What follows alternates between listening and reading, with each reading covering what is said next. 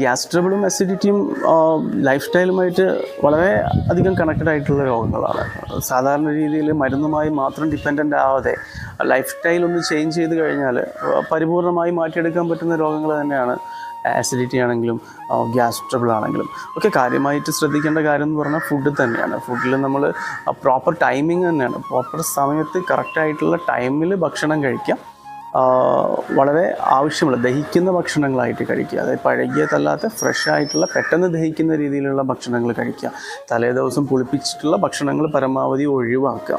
ഭക്ഷണം കഴിച്ച ഉടനെയുള്ള activities, സ്ട്രെയിനിയസ് activities, അതായത് കുനിഞ്ഞിട്ടുള്ള ആക്ടിവിറ്റീസൊക്കെ പരമാവധി ഒഴിവാക്കുക. അതുപോലെ ജങ്ക് ഫുഡുകൾ, അങ്ങനെ ദഹിക്കാൻ പ്രയാസമുള്ള ഭക്ഷണങ്ങൾ, അതുപോലെ തന്നെ ഡ്രൈ ആയിട്ടുള്ള എരിവ്, പുളി, കരിച്ചത്, പൊരിച്ചത് പോലെയുള്ള ഭക്ഷണങ്ങളും ഒഴിവാക്കി ജീവിതശൈലിയിൽ പ്രോപ്പർ ടൈമിങ്ങിൽ ഭക്ഷണം കഴിച്ച്, അതുപോലെ തന്നെ ആങ്സൈറ്റി, സ്ട്രെസ്